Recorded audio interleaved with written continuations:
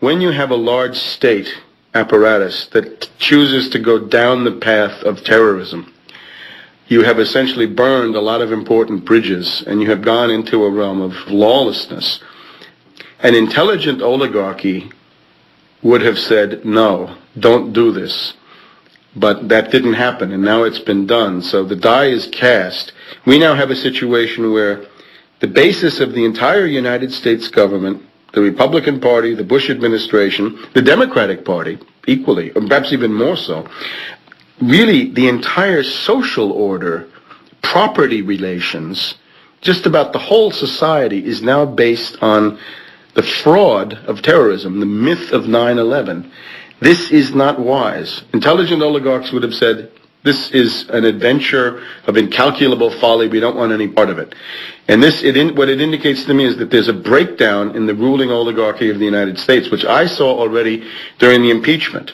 There was nobody in the oligarchy to come forward to these scurrilous types like Tom DeLay and Gingrich and the impeachment crew and tell them, stop rocking the boat. This is a system that has made us wealthy and powerful, and we're going to keep it. The illusion of legitimacy that this government has is our most precious possession, and we don't intend to lose it because of the lust for power of Tom DeLay. And that didn't happen. The impeachment was pretty much played out. Same thing with 9/11. It has occurred. So we get the impression that the whole oligarchy is in disarray, that they have no consensus, that they're going in different directions. They're probably prey to manipulations from abroad, from Britain, from other countries. So I think it's a very dangerous situation. You mentioned in passing William Safire's column and the fact that he wrote about the fact that, well, I guess he was told that the secret codes for Air Force One had been known or leaked for this phone call to come in. How did that go? How did he know about this? Let's see. The quote I have here is, Safire says, the Secret Service told me that the threat contained language that was evidence that the terrorists had knowledge of his procedures and whereabouts, Bush. In light of the specific and credible threat, it was decided to get airborne with a fighter escort.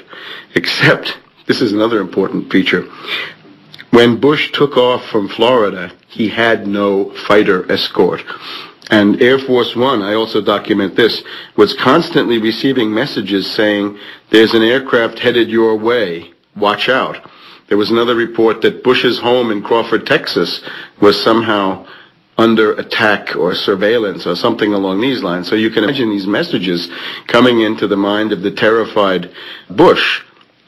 So the other thing, of course, I have to cite somebody that I don't always agree with, but Daniel Hopsicker has gone into Florida over the years and has done meticulous research about the activities of the patsies.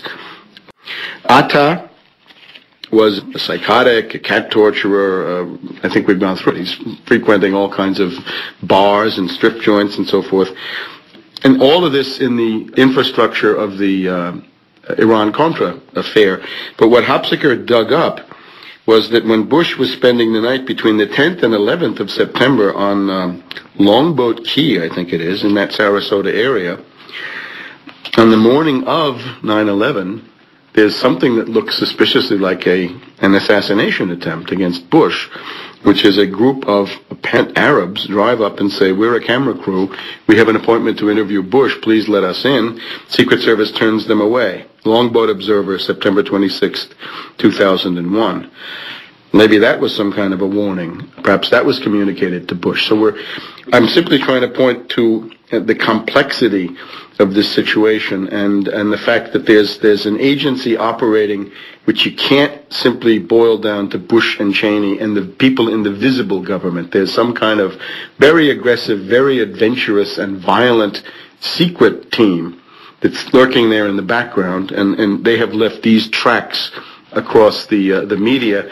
And of course, most of this stuff is completely ignored. There's also the question, why was Bush kept in the school for so long when it was clear that the country was under attack and his whereabouts were known? Why was he kept there? Some Secret Service agents tried to say, we've got to get out of here right away, but it never happened. What was going on? Was Bush being hung out to dry? Was he being security stripped?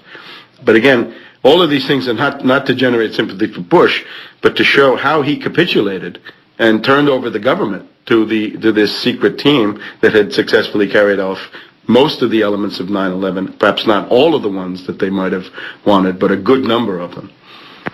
Right, assuming that he wasn't aware of what was going to happen beforehand. Right, and this gets us into the theory of the modern presidency.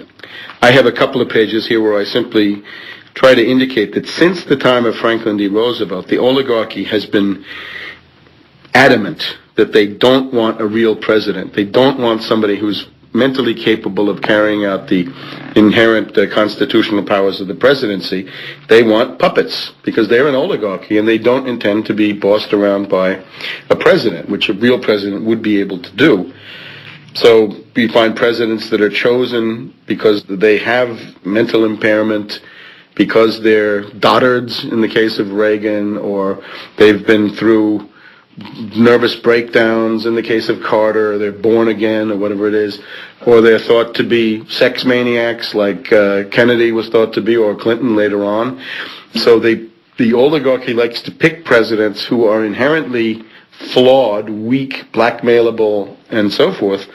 And there's no real reason to think that Bush is anything more than such a puppet president, and therefore expendable. You've got Cheney, and if you don't have Cheney, you've got who else do you have? Hastert, and so on down the line. So there are always possible replacements, and if you're going to do a terror action of this scale, then the assassination of a president could not present insuperable problems to a group like this. Not at all, since we've seen that in the past. Right. Yes, exactly. I mean, this the whole thesis is that there is an invisible government, that they killed Kennedy, and they're ready to kill again if it comes to that. In the case of Bush, it's clearly not necessary, but who knows?